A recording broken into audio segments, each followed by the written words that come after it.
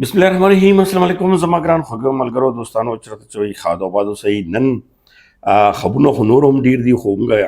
لږ خاص هغه باندې نظر وي یو خو سهیل افریدي څنګه اسلام آباد ته قافلې کې راغله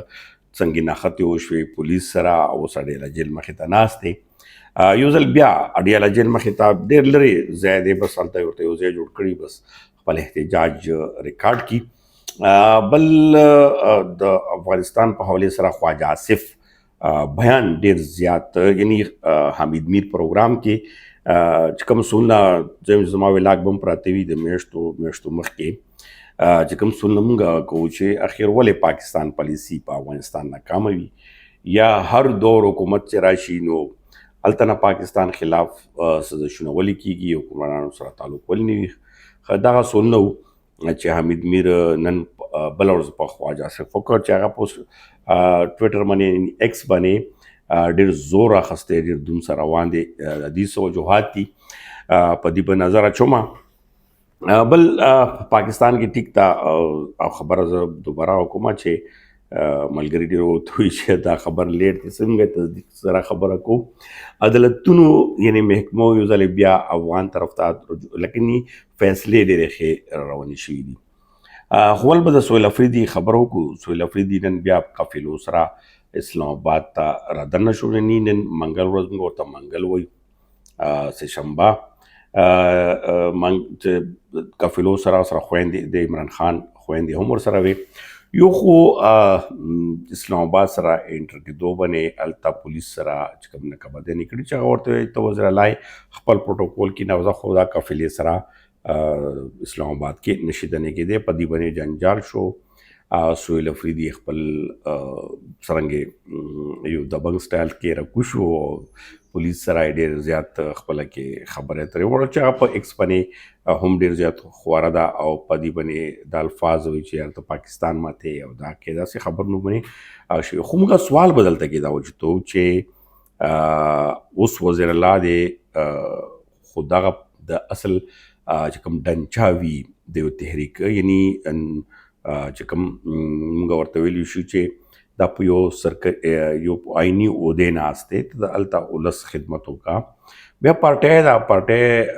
چې کوم قایدین دي هغه د احتجاج کوي بېشکه ته یې سپورټ کوه هلته صوبې نه خو دا یو شمېر ټول وزیران هم صوبې هم او دلته یو ډرامه ټروپ جوړه شي بیا دلته کے پي هاوس کې یو هغو کې یو فایده هېڅ نه ترلاسه کېږي او نه دې تحریک باندې یعنې حدیث باندې څه زور رسولی شي یا نه څه کولی شي خو دغه هغه باندې موږ ته ګورو اوس کابینه تاسو وګورئ چې کوم ځای ته یې ورسوله خو په صوبې کې ورځ په بله بدحالي راځي یعنې ښه والی پکې نشته دغه شانتې ما تاسو ته مخکې ویلي چې سهیل افریدي باندې دا پریشر دی چې ته راغلی په دې حوالې سره نو دا تحریک ته به مخکې بوځې خو تحریک سهیل افریدي تر اوسه پورې هغه کامیابي ترلاسه کړې نه ده بل ورسره پاکستان کې سیاسي زور اوس نور هم راغلي چې اته ویشتم ترمیم به راځي په هغه حوالې سره هم ویو چې اوس په کې یو اهم خبره دا ده چې عمر لحاظ سره یعنې کم د اوټ حق ورکول کېږي هغه به اتلسو نه زیاتولی شي آی ډي کارډ خو ورته میلاویږي شناختي کارډ خو چې چا اوټ ادراج وي هغه 15 کاله پوره شوي 15 کاله نه پس چې کوم دی هغه به خپل حق استعمالوي یعنې دا هم دا ویل کېږي چې دا تحریک انصاف والا کوم ینګ جنریشن دی د هغو ویسرولو لپاره دا یو پالیسي راوړي خو هغه کې اته ویشتم ترمیم کې نور هم ډېر زیات دي چا کې پیپلز پارټۍ هم حکومت سره نه ده ولې حالانکې پیپلز پارټۍ اوس ګوري چې په دې کې به څه کوي خو بهرحال دا خو راتلونکي وخت کې به اوس ورځو کې پته ولګي مخکې بجټ هم دی اوس روزو د خواجه آصف په افغانستان باندې بیان چې تاسو به لیدلي ما څو میاشتو مخکې هم په دې ویلا کې مسلسل پراته دي چې پاکستان پالیسي اکثر ولې په افغانستان باندې ناکامه شي بیا نن چې کوم تاسو ایکس ګورئ افر صاحب خټک هم په ایکس باندې ورکړی چې افغانستان پالیسي سیاسي کسانو جوړه کړې کله ده یعنې هغه په عسکري باندې تورونه لګوي چې دا اکثره ځکه ناکام وي. بل طرف ته که تاسو وګورئ نو نن چې کوم دا ایکس باندې چلیږي حمید میر د سوال و خواجه آصف نه وزیر دفاع دی دغه اصول نه هم پیل نه دا اوچت کوو چې اخر څه وجه کیدای شي چې کدینه مخکې حمید کرزي و اسلام آباد نه په ښه پروټوکول سره بوتلی شو اشرف غني خو کلیام دویم ځل پاکستان سپورټ باندې شو بیا هغه نه علاوه نور دا شانتي انوایرمنټ بیا اوس د طالبانو حکومت باندې څنګه سچویشن و دا ټول ته ښکاره دي خو په دې کې عام ولس چې کوم سفر کیږي بیا چې کوم پالیسي تاسو سخته کی یا څه نور معاملات روان دي ټیک ته اوس موږ په دې خبره کوو چې اوس بجاوړ کې امن جرګه ناسته ده بجاوړ خلکو ته څومره تکلیف دی لر بر دواړو پښتنو ته ډېر زیات پرابلمز دي او بل سوال دا اوس موچتیږي چې اخر د پښتنو لیډرشپ کوي څه یعنی که موږ یو طرف ته وګورو چې چا حکومت ته په تحریک انصاف خو یو طرف ته پښتانه لګولي دي ټول ینګ کسان یې لګولي دي چې عمران خان به راخلاصو اوس خدای خبر چې عمران خان به کم کال کې راخلاصیږي به هم نه خو بس یو دا شوشه دا پرېښي دا او په دې باندې ټول سیاست روان دی ټول خبرونه روان دي او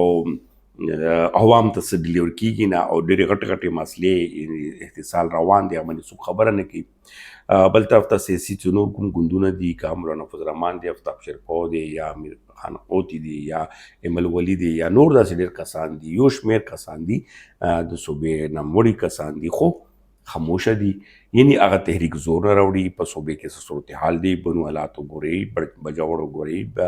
خیبر پښتونخوا ټوله په اور کې لمبو کې ده یو افغانستان خبره نه ده چې افغانستان باندې کیږي اوس دا ترخهګری چې کوم دا لهر دی په دې لهر باندې ټیک ته افغانستان کې چې کوم تنظیمونه یا مخالف ډلې دي یا بالکل انډیا سپورټ باندې هغه روان دي خو د دې مخنیوي لپاره چې کوم قسمه یا د جنگ صورتحال جوړ شوی دی نو یا پالیسي چې کومه هغه ده نو دې باندې څه حل په ښکاره لیدی نه شي نو دغه یو شمېر سوالونه دي چې دا به ورباندې اوچتېږي هم دا ګوتې اور میراث هم او په دې حوالې سره عام ولس څومره سفر کیږي نو یقینا چې دا تاسو وینئ بل خبره به دا کوو چې کم دې وخت کې صورتحال دی یعنی موجوده کې چې کوم افغانان په دلته پاکستان کې موجود دي هغې پرابلمز که تاسو یاد شي دلته ما په ټیک ټاک باندې یاره 2 کاله به کېږي چې ډېر جذبتي بیان ورکړو چې کوم په بیرغ سوځولی شوی یا پاکستان خلاف داسې خبرې شروع مې دا دې نقصان به ډېر په رسي نو اوس که موږ نفرتونو خبره کوو نو موږ دواړو طرف ته لیډرشپ باندې هم ګورو چې لیډرشپ هم نفرتونو خبرې کوي عام ولس خو پرېږدی نو دغه سره نورې مسلې هم زیاتېږي بل خو عدالتونو کې کیسونه یو شمېر پراته دي چې هغه ډېرې ښې فیصلې راځي یعنې هغې اقداماتو نه هغې سره یې پروټکشن ورکوي اوس هم نن هم په څه کیسونه داسې جمع شول چې کوم داسې افغانان دي هغو ته قسم پرابلم دی دلته هغې کیسونه روان دي یا کاروبار روان دی نو یقینا چې دا خو هر ملک کې دغه صورتحال کېږي چې انساني همدردي یا انساني یو پروټوکول لازمي وي خو بهرحال په پاکستان کې کوم د موږ خبره کوو د پښتنو لربر پښتنو نو دغه سچویشن ته به آخر کله راباسي اوس د بجاوټ چې کوم بیا یعنې دغه په حوالې سره دواړو ملکونو مشرانو هم خبرې کېږي بیا بل طرف ته که تاسو ګورئ ټارګټ کلینګ یعنی په کندهار کې هم احمد شاه یو قومي جرګې مشر هغه وژلی شوی دی دلته په وزیرستان کې قومي جرګې مشران بله ورځ په دماکه کې وړاو کړه شو دواړو طرف ته ټارګټ کلینګ